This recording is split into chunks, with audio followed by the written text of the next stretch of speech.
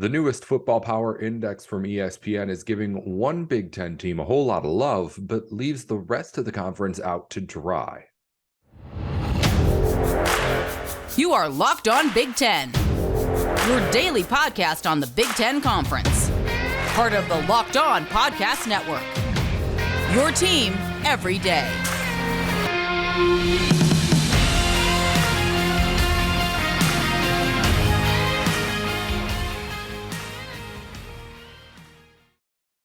Hey, you're tuned in to Locked On Big Ten. I'm your host, Nate Dickinson. Thanks for making Locked On Big Ten your first listen every day of the week. We are free and available wherever you get your podcasts and on YouTube too.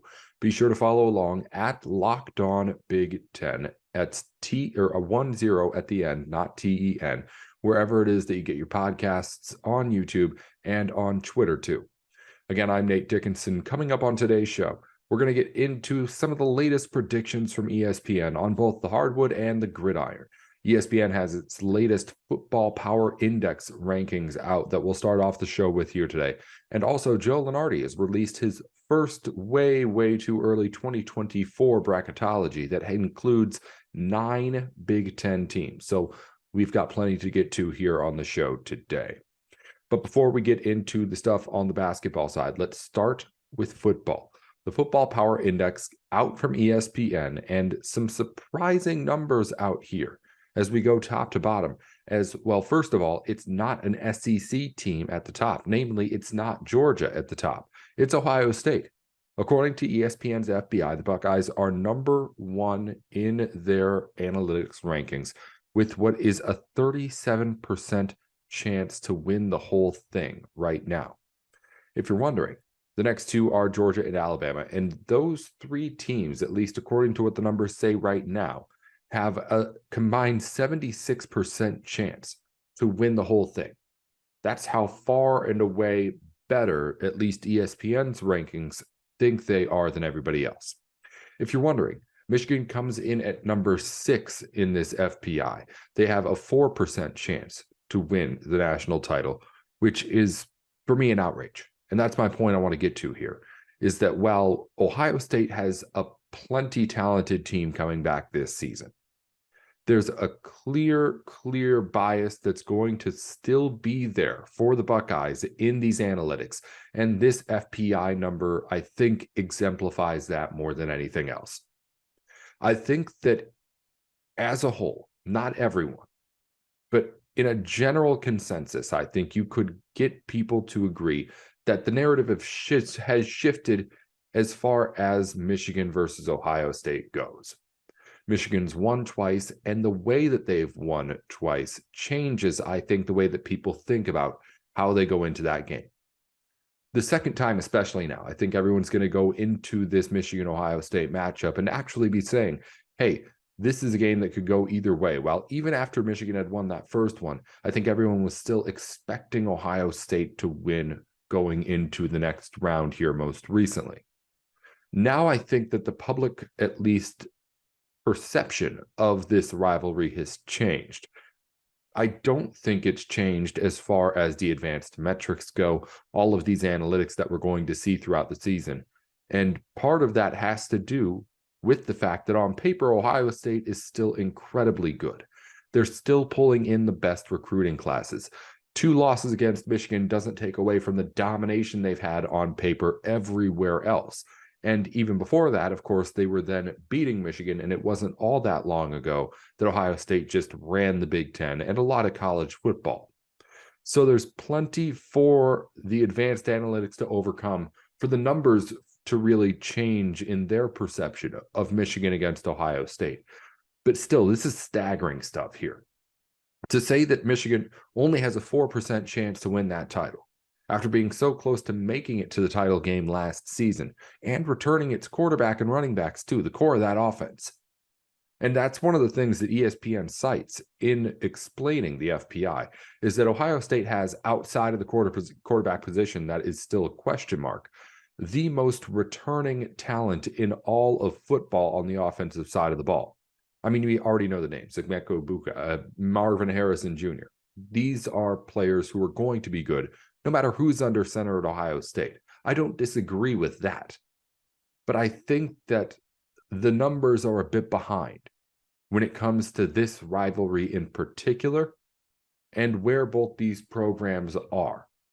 I'd say it's not giving enough respect nearly to Michigan and what it's been able to do recently. If you want to put Ohio State at the top, I understand. That's fine. Yes, this team's plenty good. And there's plenty of talent and numbers on paper to support that they're going to be just as good as they have been, if not better, this season. But Michigan has earned the right to be in that kind of a conversation too. And at the very least, they've earned to be in that top tier where Alabama, where Georgia, where Ohio State are. And for some reason, the advanced numbers at ESPN at the very least have not caught up with them. And I would expect that to remain a trend into this season. The stuff that we say, and maybe let's say like the AP polls, where people are actually voting on things, will probably have Michigan getting an advantage. But the advanced analytics that go back and look at the stats from previous seasons, or even just look at the stats from this season, if Ohio State still has that powerhouse offense we expect, there's going to be plenty of times where the numbers will say Ohio State's the better team still, even though I think the narrative has changed for people like us when we talk about Michigan against Ohio State. But this is just a dramatic example of Michigan being undervalued by the numbers here. The reason why Ohio State's put at the top, by the way, again, according to ESPN, is because their offense is like a decent margin ahead of where everybody else's offense is, according to the analytics. And they're third in defense behind Alabama and Georgia, but apparently it's a smaller margin. So Ohio State gets the trump card and takes the number one spot. Michigan's at number 6, Penn State's at number 10, which is just another example for me of a Big Ten team in the Big Ten in general not getting the respect it probably deserves.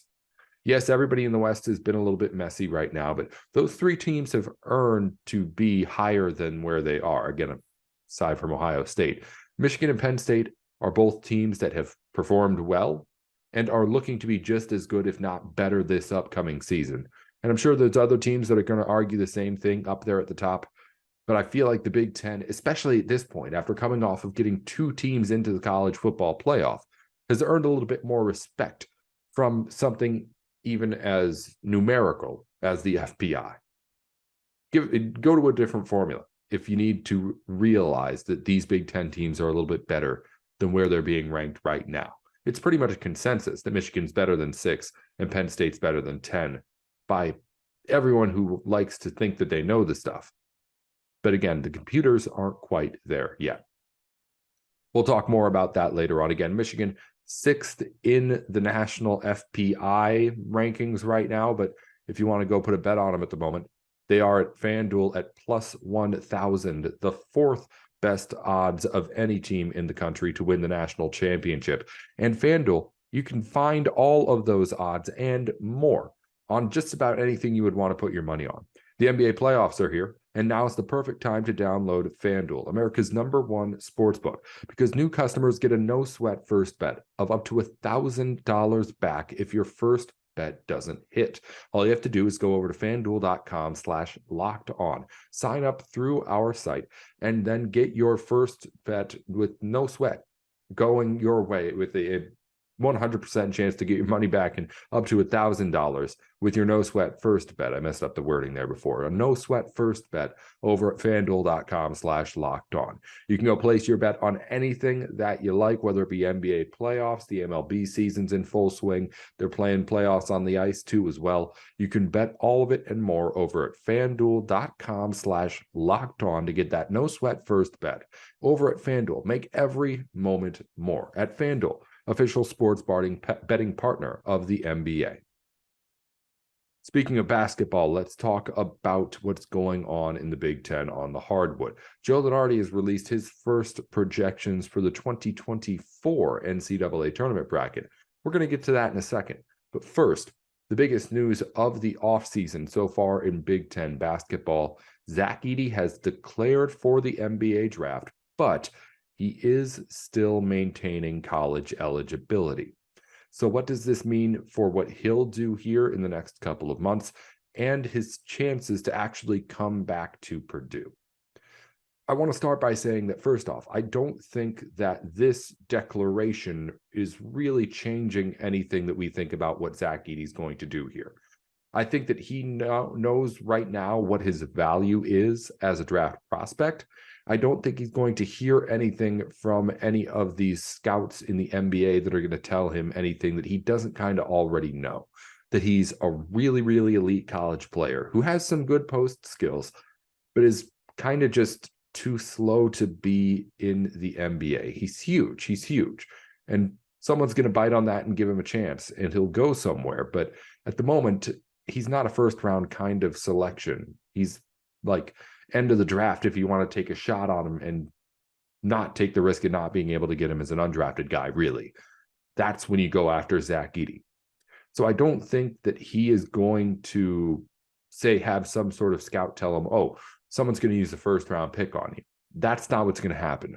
So I don't see him really, really hinging anything on this decision to actually go to the draft. He could still go, he could still come back. It's not like this really changes anything itself. However, with this decision, I want to take a more formal look at what exactly the options are that Zach Edey has, and why I think, at least, it makes more sense for him to come back and play again at Purdue for another year. But let's just start off with the two options that Edey has here. Right now, he can go to the NBA, of course. Keep himself eligible in the draft. Maybe get himself drafted. If he doesn't get himself drafted, get himself signed as an undrafted free agent. Go over to the G League, where he'd probably start there. I'd imagine he'd be able to play pretty well in the G League. And maybe at some point, get himself some NBA action sometime soon. At the moment, his ceiling as a player is really somebody who just is a big body that you can plug into a few minutes a game in an NBA game. And that isn't something that is going to change over the course of from today to the next year's draft. So on that side of it, when you're talking about draft prospects and draftability, he'll be a year older next year, yes. But it's not like he's really going to do anything over the next year, barring injury, that's going to have people thinking he's any more or less of a player. And it's not like that year that he loses is a year of development that he's losing in the NBA. I don't think teams are looking at Zach Edey as a guy and saying, oh, this is someone we can mold into some sort of super quick center down low who can be a 7'4" guy that actually runs in this league. I don't think that's what people are thinking of him as a prospect as. So if you look at it from that point, if the opportunity is going to be there on the table to do basically the same thing in the NBA next season, then you can look more at this Purdue option more seriously and say, okay, what's the opportunity here? First off, he has an opportunity to make money. Yes, he would make money in the NBA. Yes, he would probably make more money in the NBA. I don't know the exact numbers behind that. But he does have an opportunity here at Purdue as well to, A, continue to make the NIL money he's been making on a local level, which I imagine is about as good as it gets for the Purdue area in West Lafayette. But also, he has a chance to make a little bit more money with things on a national scale now, because over the course of this last season, he made a name for himself across college basketball, but now he's the National Player of the Year. And I'd imagine with that comes a little bit more opportunity to do things on a national level, even if he is a big guy, and big guys generally don't sell as well. So the money opportunity is there. Also, the meaningful impact, it being one of the greatest that Purdue has ever had, that opportunity is there too. Not only as the individual and the statistics he can put up, because he's already been a National Player of the Year, but he can make a real mark by bringing Purdue to the promised land that they have not been in so long. And that's not even just winning a national championship. If Purdue just makes the Final Four, Edey would have taken that team there for the first time since 1980. If Purdue wins a national championship, he becomes a legend on that campus forever. But even if they just make it to that last weekend, it's the first time Matt Painter would have ever been there. Gene Keady was never there. And Purdue would have been, at least for a moment, back on the top of the college basketball world in a way they haven't been really, really seriously in a long, long time. Because, I mean, even this last season, Purdue was there and Purdue was convincing for a lot of the year. But by the time we got to the end of the season and into March, everyone was thinking, well, yeah, this Purdue team may just end up disappointing us again. And they did in one of the biggest ways. So there's the opportunity to leave the mark there, to become a Purdue legend, and of course for redemption too. And I'm sure it's a little bit threatening, the idea that you would come back and potentially fail again and have to go through all this again. But if you ask me, he has a little to lose as far as what he can do as a pro basketball player afterward. And so much to gain in what he could potentially get in NIL money right now, but also in endorsement money. If he wins a national championship at Purdue, I mean, this is money way down the road that isn't really actually anything other than hypothetical right now. But if he wins a national title at Purdue, he's got some sort of local commercial around West Lafayette for the rest of his life. And a statue probably at some point. But that's the kind of stuff. That's the kind of stuff that he can get if he stays, that he can't get if he goes to the NBA. And that's the kind of stuff that I think could legitimately pull Zach Edey back into this. Because he seems like someone who, I mean, it has been really shaken up and affected by these last couple of years of losses. And I would believe if he wants to come back, that he would do so and be able to bring that team to where it needs to go. Because you can say as much as you want about Purdue actually just not being able to get it done because of the way that they play basketball. But if he comes back, it's him, those two backcourt freshmen who will now be sophomores and have another full offseason under their belt to grow. That's something that we'll talk about in the bracketology in a second. Joe Lunardi said pushes Purdue up to the top of the bracket if Zach Edey comes back. So that's the kind of stuff that he has waiting for him back at West Lafayette. And it's a legitimate pull, a legitimate reason to be excited if you're Zach Edey and thinking about doing this, which, if you ask me, he should be. All right, now let's get into the latest in bracketology, or the earliest, I guess, in bracketology for next season. Joe Lunardi has already released a way too early field of 68 for the 2024 NCAA tournament. And we've got 9 Big Ten teams mentioned. The top one is not the Purdue Boilermakers. Lunardi, as I already said that if Zach Edey comes back, the Boilermakers could be the top team in all the country. But right now, the top team in the Big Ten and the number 1 seed, according to Lunardi, is the Michigan State Spartans. This is the team that's going to be hyped up going into next season out of the Big Ten. I think this team, similarly to I thought of Michigan in 2021 and 22 going into that season. Preseason number 6, but a team that really hasn't proven itself quite yet and is going off of potential talent over what we've actually seen on the floor. Now, hopefully, they're able to actually execute in a way that Michigan was not able to in that season. And Michigan State can be a really exciting team. And then hopefully also we get Zach Edey back, and then you've got yourself a couple of top-tier teams in the Big Ten. Because that's something I've really been missing over the last few years of Big Ten basketball. We got Purdue at the top this season, and we had other teams flirting around there, of course, as you always do. But to get a couple of teams that are just clear powerhouses, not only in the Big Ten, but just nationally, and to have those teams going at it in conference play every single night, a couple of times a week at least, those are the kind of Big Ten games and seasons that I'm looking forward to having again. Hopefully Michigan State lives up to the billing. Hopefully Purdue is as good as it can be with or without Edey, and we get ourselves a couple of good Big Ten teams. Because even without Edey right now, Lunardi has Purdue as a 2 seed in this tournament bracket. Then there's a drop-off. Maryland is listed as a 6 seed, Wisconsin as a 7, Rutgers as a 10.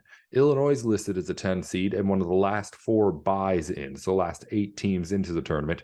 Ohio State is one of the last 4 in, and Michigan is listed as the last team in, and Ohio State and Michigan both playing in play-in games as a result. As far as teams just barely missing, Northwestern's listed as the first 4 out team, and Iowa's listed in the next 4 out. So that's 11 teams overall from the Big Ten mentioned, 9 of them in the field. That is the most of any conference in the country that Lunardi has right now. 2 more, actually, than anyone in the country. So big representation by the Big Ten, but as a whole really shift of all the Big Tens, I'd say back another step into this kind of field of mediocrity, where you have a team or two in the Big Ten that's projected to at least move on to that second weekend, and we have that here. But like we saw in the NCAA tournament here this year, and as we're seeing in this projection here, aside from those top couple of teams, Big Ten has a lot of teams in there, but there are a lot of teams in that 6, 7, 8, 9, 10, 11 range where, yeah, they could get a little bit feisty and win a couple of games. But we're not really thinking of them as contenders. We're not thinking of them as teams that could even get a little bit frisky and potentially make a real run into the Final Four, let's say. Because those teams don't come around all those often from those seed spots. They're the most memorable ones when they do. But when we're talking about making real national championship contenders, you want to have like a top 5 seed here.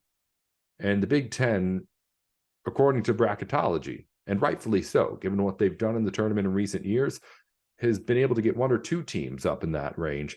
But just about everybody else, it's been agreed upon, is not in that kind of a status where they can really make a real run.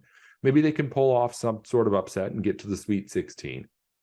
But the ability to really, really threaten to take home the whole thing just isn't there outside of those 2 or 1 or 3 top teams in the Big Ten. And you can't blame everybody for thinking that with what the Big Ten has done as of late. Michigan State's been confirmed as the hyped Big Ten team of the season. That's the one we didn't have going into this season. When I've talked about it before, I've been saying the last couple of years, yeah, there's been good Big Ten teams, but there hasn't been anybody going into this season like Indiana was at like 13 or 14 going into the year. And that was who we thought was going to be, all right, this is the team that could carry the Big Ten. This year we're going to have, if not Purdue with Zach Edey, we will have Michigan State as, okay, this is a team that we can get really, really hyped up about as we get ready for the next winter and to hopefully finally break this streak without a national title. So we'll see what ends up happening, of course. But for now, we have the latest from the predictions and the smart minds coming our way over at ESPN. As we get into the rest of things here and wrap up on Locked On Big Ten, be sure to tune in tomorrow. We're going to be going deeper into transfer portal stuff, both on the gridiron and on the hardwood, as we take a deeper dive into who has done what and what still needs to be done. We'll talk about that next time here on Locked On Big Ten. As we get into news from around the Big Ten today, Brian Hartline has been in the news as of late. The Ohio State coach has admitted that he had been drinking prior to his UTV crash earlier this year. The department over there has not determined, police department over there, not athletic department, police department has not determined if a criminal offense occurred. And also in other football news, Michigan State football has added for way down on the schedule, Western Michigan. They'll play Michigan State in both 2028 and 2031. In recruiting news, some commitments to tell you about. 2024 four-star offensive tackle Donovan Harbor has committed to Penn State. He had offers from all over. The offensive lineman getting offers from in the Big Ten, Illinois, Indiana, Michigan, Iowa, Michigan State, Ohio State, Nebraska, Purdue. You can throw in names like Auburn, Tennessee, other big names around the country in there too. The 6'3", 310 lineman, though, chooses Penn State over all of them. In other news, 3-star athlete Brevin Dahl has committed to Iowa. He had other offers from Minnesota and Purdue. Also, 3-star safety Damon Marable has committed to Purdue. He had other Big Ten offers from Minnesota. That's all for Locked On Big Ten. Thanks for making us your first listen every day. For your second listen, check out our brand new podcast, Locked On College Basketball. Experts Isaac Shade and Andy Patton bring you everything you need to know on and off the court. Plus, hear from big-name experts, coaches, and players throughout the basketball landscape. Locked On College Basketball, available on YouTube and wherever you get your podcasts.